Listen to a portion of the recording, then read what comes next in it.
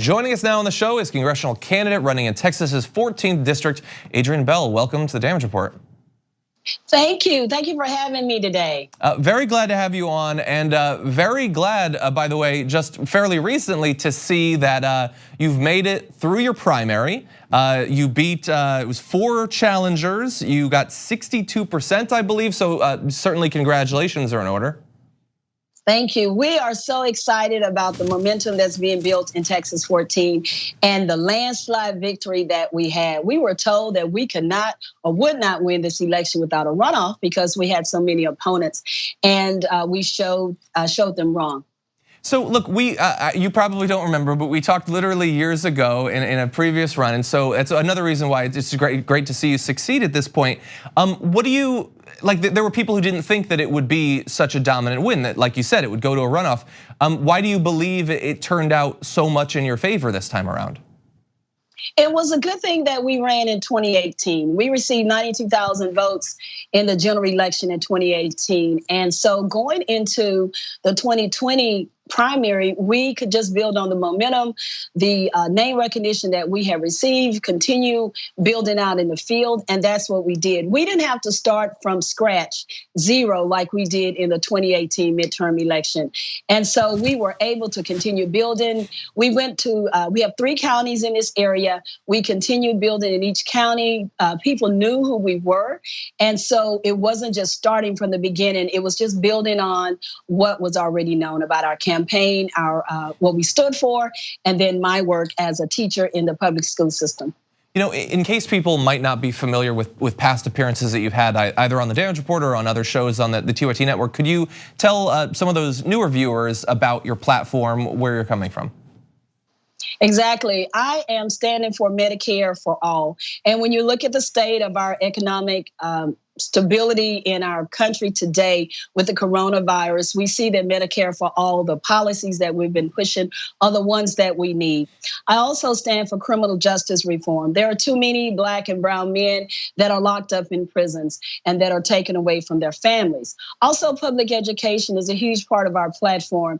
As a public school teacher, I'm in the classroom Monday through Friday. I see firsthand the struggles of public education in our classrooms, the STAR testing that we are teaching to STAR test and not allowing our children to be creative, to grow in their own knowledge, but to test to teach to a test.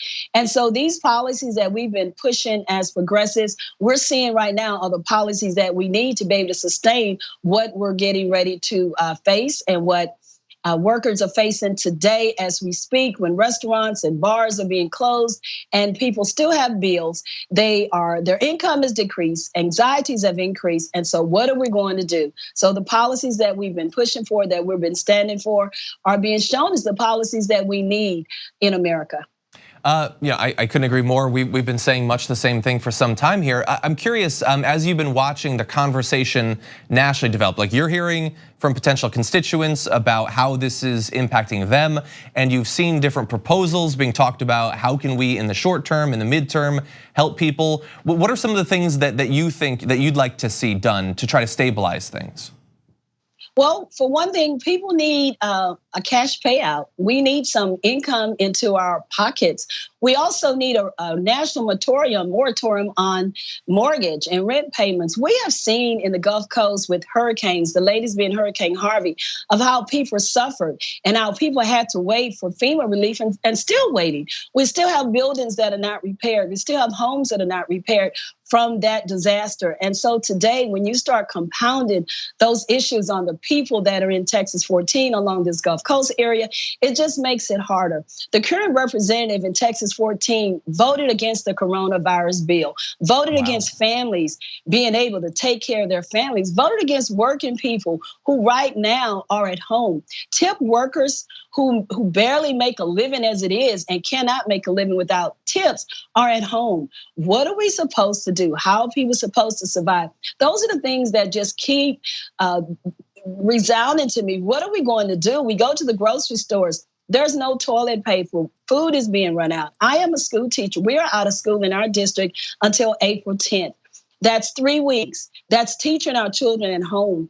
And so I have a heart for parents who are seeking, who have to pay additional child care, who have to homeschool their children now. Our children cannot afford to sit at home and play video games.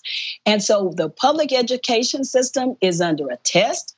It is going to be under a transition to get our students to be able to do online learning. It's something we can do, but it's something we've got to prepare for. Also, vote by mail ballots. We've got to change our voting system so that our primaries, our runoffs are not being hampered because of the coronavirus and being able to go to the polls and vote. Agreed. You know, I was going to ask you, now that you've moved past the primary and you're focusing on Randy Weber, the current GOP incumbent, you know, what your strategy is going to look like going forward, how it's going to have to shift. But I would assume that vote against the coronavirus relief bill, I assume that's probably going to show up in your campaign. Absolutely. When you vote against the relief of well, I tell people, the people of Texas 14 will put me into office. But when I get to Congress, my vote is going to impact Americans all across the nation. So his vote to say no to the coronavirus bill means that he voted no against all Americans, all working families, all single parents. He voted no against families being able to receive Medicare and Medicaid. You know, Texas has the highest uninsured population in the nation. And when you start voting against the American people have got to vote against you. It is time for leadership right now that is strong, that is effective, that is standing up for the people. And in Texas 14, that representative does not exist. And so it just shows the other 39 Republicans who voted against this bill where their mindset is. It is not for the people. And where can people find out more about your platform? My website is voteforbell.com. That's VOTEBELL.com. We need volunteers. Our grassroots organization is built on people. This is a people-powered movement. Without people and movement, it won't survive, because our goal is to go to Washington, D.C. to take back this seat of Texas 14 that is not serving the people. So it's going to take the people's effort into getting that done. Across the nation, we are accepting contributions at voteforbell.com. We have virtual phone banks, so you can call from around the country to help us get the word out that there is change that is going on in Texas 14, and there is a leader, Adrienne Bell, who is willing to step up to the plate and fight for the people. Adrienne Bell for Texas's 14th District, thank you so much for joining us today. Thank you, John, for having me today. Take care.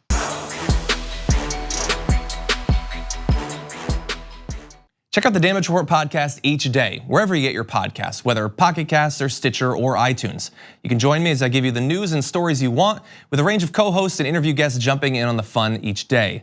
Again, that's the Damage Report, wherever you get your podcasts. And if you get them at iTunes, don't forget to rate and review. Sometimes I'll read them live on the show.